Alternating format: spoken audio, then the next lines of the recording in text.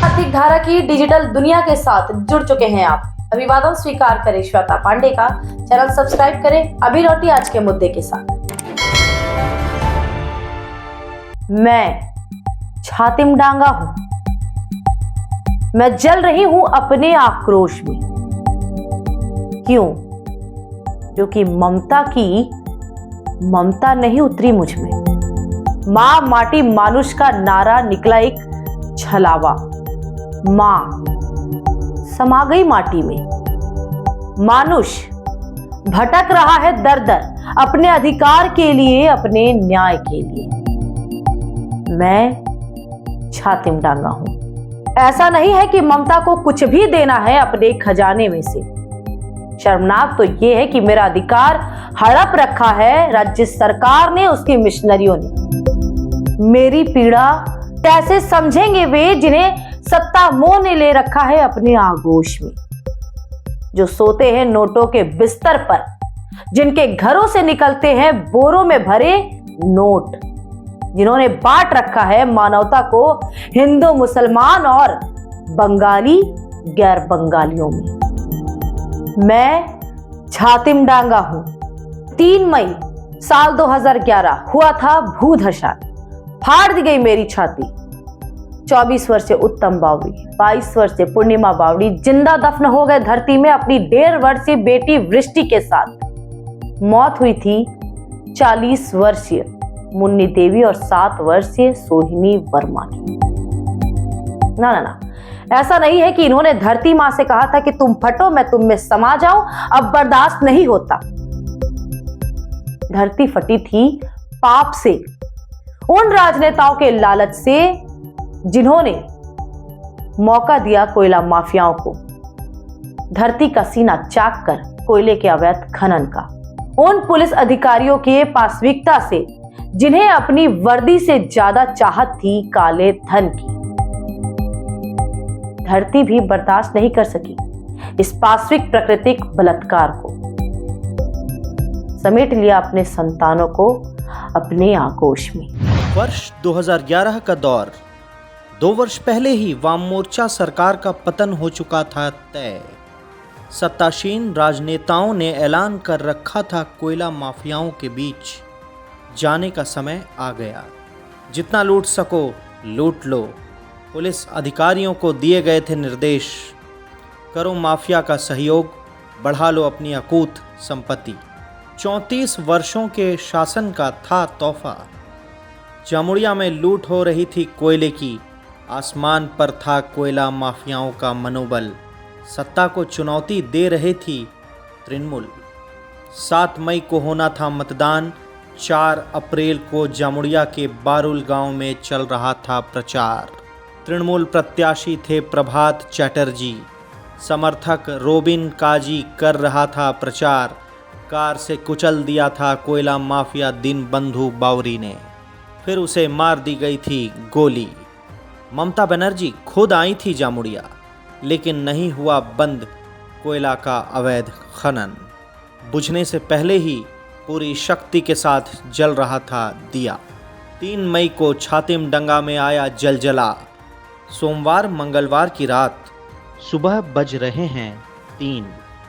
दैनिक मजदूरों की है बस्ती, सभी सोए हैं गहरी नींद में। अचानक हुआ जोर का विस्फोट, सबकी नींद टूटी। उन्हें लगा आ गया बड़ा भूकंप। हिल रही थी ज़मीं, कांप रही थी दीवारें। कमरे के सामान बिखर रहे थे इधर से उधर। सभी जान बचाने के लिए भागे घरों से बाहर। रात्रि में नहीं समझ में आ रहा है कुछ भी। मौत चारों तरफ कर रही है अपना नंगा नाच। थोड़ा समय गुजरा तो सब कुछ शांत हो गया। मरघट का सन्नाटा। शुरू हुई एक दूसरे के हालात जानने की कोशिश। 50 से अधिक घर बदल चुके थे मलबे में। उत्तम बावरी, उसकी पत्नी पूर्णिमा नहीं निकल सके थे घर से। उनके साथ ही उनकी 1.5 वर्ष की बच्ची भी दफन हो गई थी गोफ में। मुन्नी देवी वर्मा, सोहिनी वर्मा भी थी जिंदा दफन होने वालों में। 1 दर्जन से अधिक थे घायल। मची थी चीख पुकार। इसके बाद शुरू हुआ रेस्क्यू ऑपरेशन यानी कि राहत। चुनावी मौसम था तो सब कुछ हुआ युद्ध स्तर पर। प्रशासन था रेस, नेताओं का दौरा। 12.5 वर्ष बीतने के बाद भी इस दृश्य को नहीं भूल पाते वहाँ के लोग। सब कुछ दिखता है उनकी आंखों के सामने। सुप्रीम कोर्ट में पूर्व सांसद हराधन राय ने किया PIL 1997 में और इसका निर्णय आया 2004 में। रानीगंज कोयलांचल के धसान पीड़ित परिवारों को करना था पुनर्वासित। 33,000 परिवार किए गए चिन्हित। बना मास्टर प्लान। साल 2009 में कोल मंत्रालय ने मंजूरी दी। 2670 करोड़ रुपए की राशि को दायित्व मिला ADDA को। लेकिन चल रहा है आरोप प्रत्यारोप, जिनमें शामिल है छातिम डांगा के निवासी भी, और उन्हें नहीं मिला है अब तक पुनर्वास। देनी है हर बुनियादी सुविधाएं। देखिए ग्राउंड जीरो से हमारी टीम की रिपोर्ट। साल 2011 की वो भयानक रात, वो भयानक मंजर, वो दहशत आज इन टूटी हुई दीवारों में साफ दिख रही है। मैं कोशिश करूंगी कैमरे की नजर से वो तस्वीरें दिखाने के लिए जहां धसान के कारण इन घरों में दरार पड़ गई थी, और ठीक इससे कुछ ही कदमों की दूरी पर वो घर भी स्थित है जहां पर धसान के कारण 5 लोगों की मौत हुई थी। अवशेष दिख रहे हैं, यहाँ पर काफी टूटी हुई दीवारें हैं। ये दरार उस रात की, उस खौफनाक रात की कहानी बयां कर रहे हैं, और उसी रात के दर्द को लेकर और कहीं मौत उनके सामने मुंह बाय ना खड़ी हो जाए, इस डर के साथ हर रोज जीने को मजबूर है छातिम डांगा इलाके के रहने वाले लोग।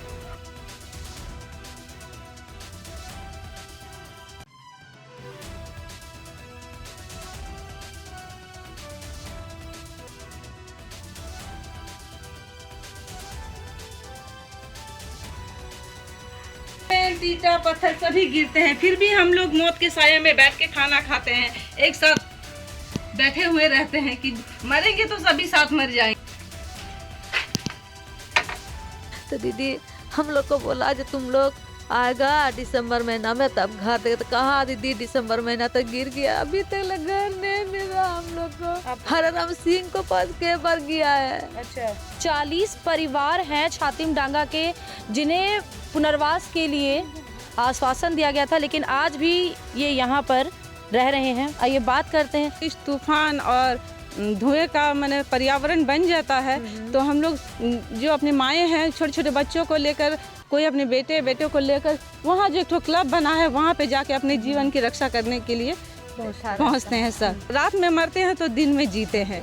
और भी लोगों से यहाँ बात करना चाहेंगे हम। वही डर, रात को सोते नहीं, जागले रहते, कोना में पड़ा रहते।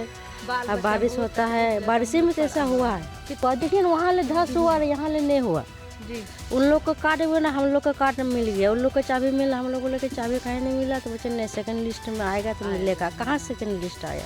जिस जमीन पर हम अभी खड़े हैं, इस जमीन के नीचे आग धधक रही है कोयले के साथ, और वो कोयला राख में तब्दील होता जा रहा है। और ये खतरे की घंटी है, कब किस मनहूस घड़ी में ये ज़मीन धंस कर नीचे चली जाए और यहाँ रहने वाले लोग काल के गाल में समा जाए। कौन लेगा इसकी जिम्मेदारी? बचपन से ही है, हम लोग का कोई और कहीं ठिकाना नहीं है। हम लोग का यहीं जो कुछ है सारा यहीं है। धसान की घटना को अपनी आंखों से देखा? हाँ मैडम, हम लोग उस टाइम तो छोटे थे, उस टाइम से 2011 को हुआ धस। अभी तो 2023 बड़े हो गए हैं, मगर उस टाइम से हम लोग यहाँ तकलीफ ही कर रहे हैं। अभी तक कुछ नहीं हुआ। बहुत बार उस टाइम से लेके आज तक हम लोग वहाँ जाना आना करते हैं। वहाँ जाके मतलब हम लोग को बोलना भी होता है कि कब मिलेगा हम लोग को, क्योंकि उन लोग को तो वहाँ ट्रांसफ़र कर दिया गया है, हम लोग को यहीं रखा। मतलब जब से जाते एक ही बात बोला जाता है, सेकंड लिस्ट में तुम लोग का नाम होगा, दूसरा बार में तुम लोग का कुछ व्यवस्था हो जाएगा, मगर आज तक कुछ नहीं हुआ सर। साल 2011 में छातिम डांगा में हुए धसान में उत्तम बावरी का परिवार उस धसान की चपेट में आ गया और उनकी पत्नी की और उनके एक बच्चे की मौत हो गई थी।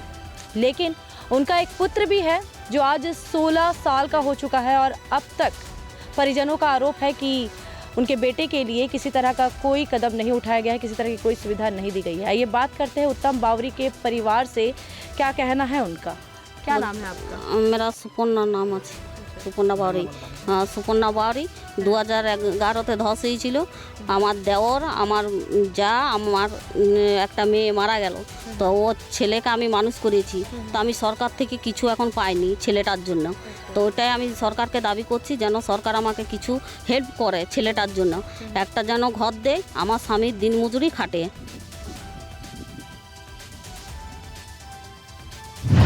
कैमरा पर्सन बापी सिंह के साथ मैं श्वेता पांडे, आर्थिक धारा।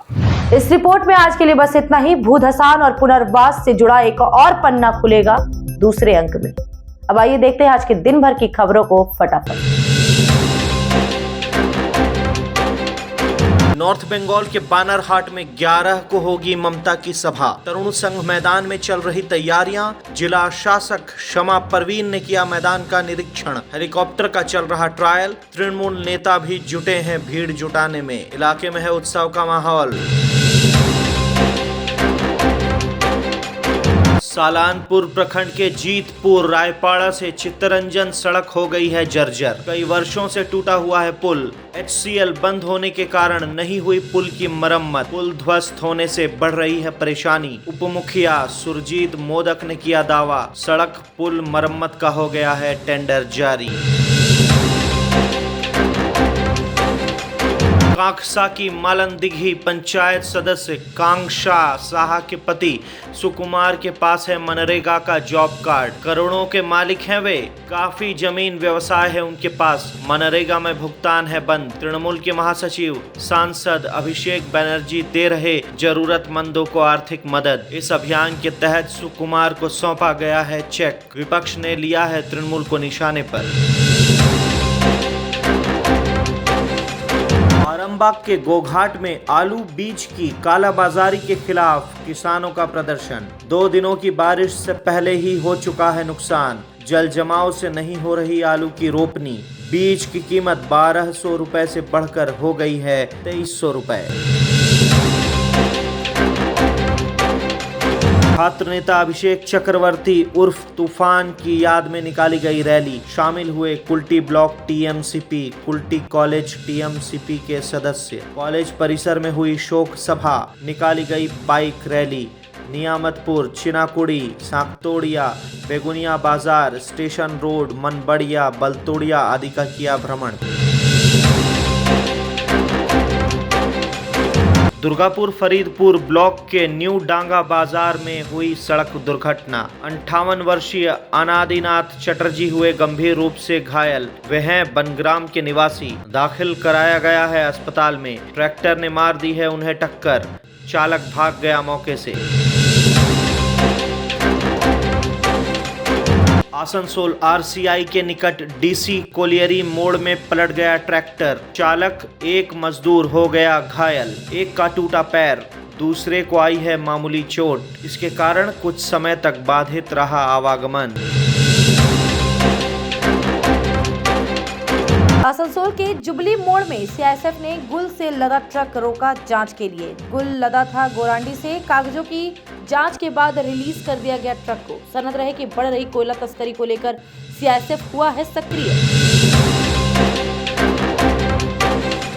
आसनसोल के रविंद्र भवन में लायंस इंटरनेशनल डिस्ट्रिक्ट ने आयोजित किया वुमेन्स सिंपोजियम। उद्यमी महिलाओं का हुआ समागम। महिलाओं को क्लब से जोड़ने की पहल। बंगला पत्रकार मोपिया नंदी थी उपस्थित। लेखा शर्मा, विष्णु बाजोरिया, समरेंद्र कुमार बासु थे उपस्थित। आसनसोल बार एसोसिएशन भवन में कांग्रेस माइनॉरिटी ने की सभा। जिला चेयरमैन मोहम्मद साकिर ने दी जानकारी। 18 दिसंबर को राज्यपाल को सौंपा जाएगा ज्ञापन। केंद्र सरकार की नीतियों का किया गया विरोध।